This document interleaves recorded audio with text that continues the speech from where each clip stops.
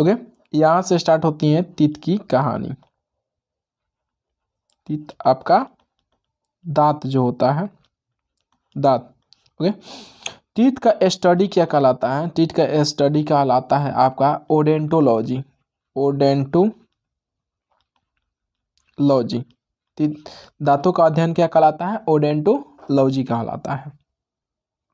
अब देखेंगे कि आखिर में टाइप्स, ये इसका कितने टाइप्स का होता है। तो यह इतने टाइप्स का होता है, तो इसको मान लीजिए कि 3 भागों में बांटा गया, 1 भाग, 2 भाग, इसको एक अलग भाग, इसको एक अलग भागों में बांटा गया है। सबसे पहले इसकी बात करें तो यह इसको कहा जाता है इंसीजर। इंसीजर इसको कहा जाता है। इसको कहा जाता है केनाइन। इसको कहा जाता है केनाइन। इसको कहा जाता है प्री मोलर। इसको प्री मोलर। इसको कहा जाता है मोलर।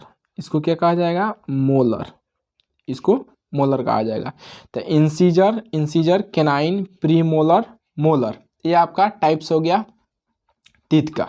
ओके, ये आपका टीथ का टाइप्स हो गया। तो सबसे पहले हम बात करें कि इंसीजर जो होता है आपका फ्रंट वाला दांत होता है, यह कितना होता है? तो 4 होता है। केनाइन कितना होता है? तो इस भाग में 1 होता है। उसके बाद से प्री मोलर कितना होता है? तो 2 प्री मोलर होता है।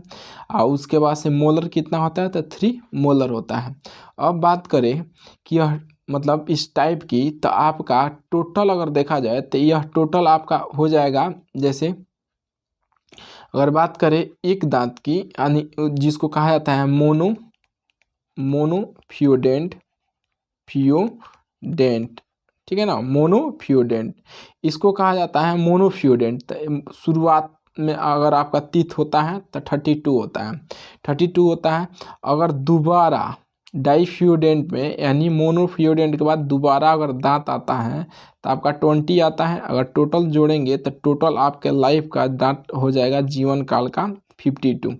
टोटल आपका लाइफ पीरियड का यह टीथ हो गया। ओके, अगर हम बात करें तो इसमें आपका इंसीजर हो गया, केनाइन हो गया, प्री मोलर हो गया, मोलर हो गया। ठीक, तो अगर ऊपर की बात करें, ऊपर की टीथ अगर बात करें, उसके बाद से नीचे की अगर बात करें, नीचे की, ऊपर की और नीचे की, तो ऊपर की बात करें तो इंसीजर आपका हो जाता है 2 इंसीजर। उसके बाद केनाइन आपका 1 हो जाता है।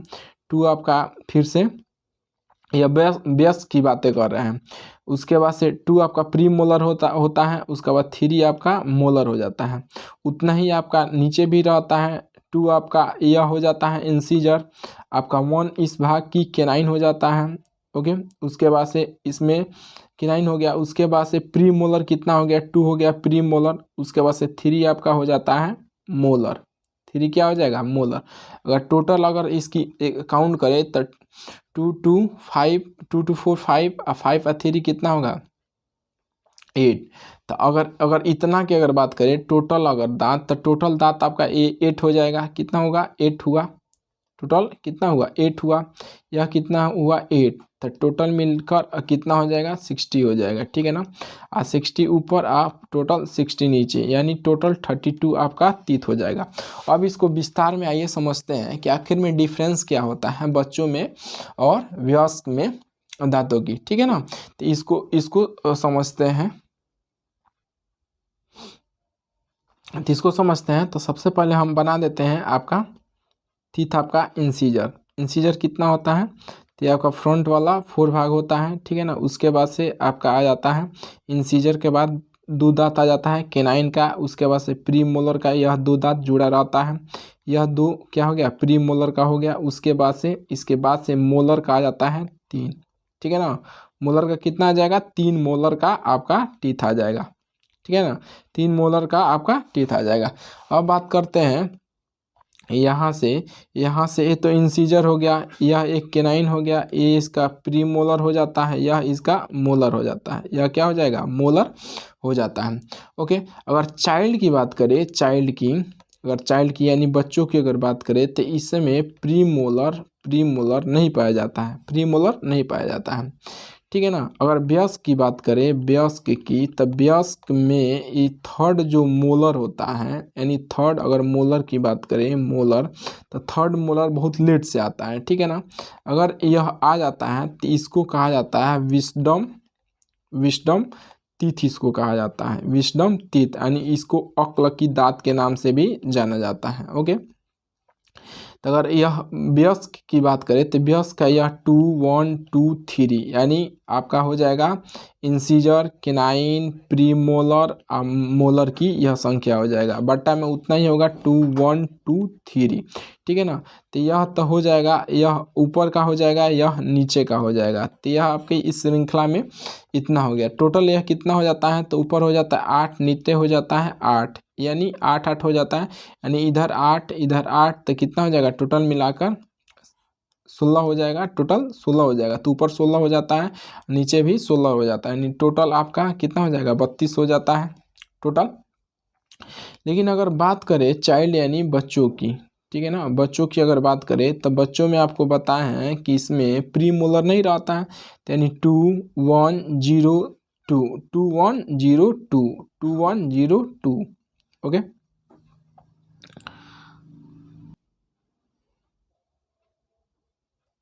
2 1 0 2 2 1 0 2 बच्चों में पाया जाता है, क्योंकि प्रीमोलर नहीं होता है। इसमें भी 2 1 0 2, तो आपका इसको हम अगर देखेंगे तो कितना 2 2 4 1 5, यानी ई वाला भाग हो जाता है 5 5, उसके बाद से 10 ये हो जाएगा, यानी 20। टोटल अगर ऊपर नीचे अगर मिला कर देखें तो टोटल दांत कितना हो जाएगा 20 आपका हो जाता है। तो वहीं आपको बात बताएं कि अगर अगर मेच्योर व्यक्ति का अगर देखा जाए, मेच्योर अगर व्यक्ति का अगर देखा जाए, तो मेच्योर व्यक्ति का 32 हो जाएगा, जिसको मोनोडेंट कहा जाता है या मोनोफ्यूडेंट कहा जाता है। और उसके बाद से चाइल्ड का देखा जाए तो 20 हो जाएगा। टोटल आपका जीवन काल में 52 आपका दांत आता है। अब बात करते हैं कि हाथी का जो बाहर दांत निकला रहता है, हाथी का बाहर दांत निकला रहता है, वो आपको लगता है कि वह केनाइन निकला हुआ है, लेकिन वह केनाइन नहीं होता है। हाथी का निकला हुआ जो दांत होता है, हाथी का जो निकला हुआ दांत होता है, वह आपका इंसीजर होता है। क्या होता है? इंसीजर होता है। वह हाथी जो दिखाने के लिए रहता है, ठीक है ना। अगर हम बात करें कुछ इसमें इम्पोर्टेंट टर्म की, तो यही दांतों का अध्ययन आपका कहलाता है ओडेंटोलॉजी। अगर बात करें कि यह दांत जो है, मान लीजिए कि यह दांत एक ले लिया है, तो इसको सबसे नीचे वाला भाग को कहा जाता है डेंटाइन। क्या कहा जाता है? इसको कहा जाता है डेंटाइन। ओके, इसको कहा जाता है डेंटाइन। इसके ऊपर वाला एक परत लगा रहता है, तो इसको कहा जाता है इनामेल। इनामेल इसको कहा जाता है इनामेल। इसके नीचे वाला भाग को कहा जाता है डेंटाइन, ठीक है ना। अगर बात करें हम दांतों का, अगर दांतों का क्षरण, दांतों का क्षरण, तो दांतों का क्षरण आपके होता है किस कारण? तो यह होता है फ्लोरीन के कारण आपका दांतों का क्षय होना स्टार्ट होता है। और एक बार दांत निकल जाते हैं, अगर एक बार अगर दांत निकल जाते हैं तो उसको कहा जाता है आपका मोनोफ्यूडेंट। मोनोफ्यूडेंट, ठीक है ना, उसको मोनोफ्यूडेंट कहा जाता है। मोनोफ्यूडेंट आपका जानते हैं कि 32 रहता है वयस्कों में, ठीक है ना। दोबारा जो आता है डाईफ्यूडेंट 20 जुड़ जाता है, 52 हो जाता है। अगर बात करें हम हाथी की दांत इंसीजर होता है। अगर हम बात करें दांत साफ कौन करता है, तो आपका मुंह में एक एंजाइम पाया जाएगा जिसको लाइसोजाइम, जिसको लाइसोजाइम एंजाइम के नाम से जाना जाता है। इसको लाइसोजाइम एंजाइम के नाम से जाना जाता है। तो यह क्या करता है? यह दांतों को साफ करने में मदद करता है। दांतों को साफ करने में मदद करता है लाइसोजाइम एंजाइम, ठीक है ना। आगे इसका हमको पढ़ना है कि पाचन का, यहाँ तो दांत के बारे में हो गया। पाचन का जो शुरुआत होता है वह होता है आपका वैकल कैविटी से, वैकल कैविटी से, ठीक है ना, वैकल कैविटी से होता है। यानी आपको मुख गुहा से भोजन का पाचन स्टार्ट हो जाता है। तो मुख गुहा में अब क्या आता है, यानी कैविटी में क्या क्या आता है? तो कैविटी में आपका आ जाता है दांत के बारे में। उसके बाद से जीभ तो नहीं आता है, जीभ नहीं आता है, यानी दांत के बारे में आता है। उसके बाद से आपका सलेवरी ग्लैंड के बारे में आता है। सलेवरी ग्लैंड के बारे में आता है। सलेवरी ग्लैंड आगे पढ़ेंगे कितनी जोड़ी, 3 जोड़ी होती हैं। ओके,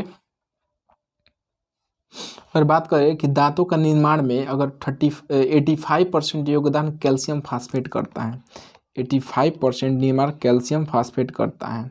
उसके बाद से 10% यानी 10% ही आपका योगदान देता है CaCO3 आपका दांतों के निर्माण में, ठीक है ना। जिस कैल्शियम क्लोराइड क्या करता है, यह क्षरण वगैरह दूर करता है। मानव की अगर बात करें तो मानव के दांत में 2 परत होता है, जो आपके सामने यह इसको समझा दिया अच्छी तरह। उसके बाद से अगर शरीर का अगर देखा जाए कि शरीर में सबसे अगर कठोर भाग यही पाया जाता है दांत का, ठीक है ना, कैल्शियम फास्फेट का जो बना होता है। ओके, मैं उम्मीद है कि इसको अच्छा से आप समझे होंगे, ठीक है ना।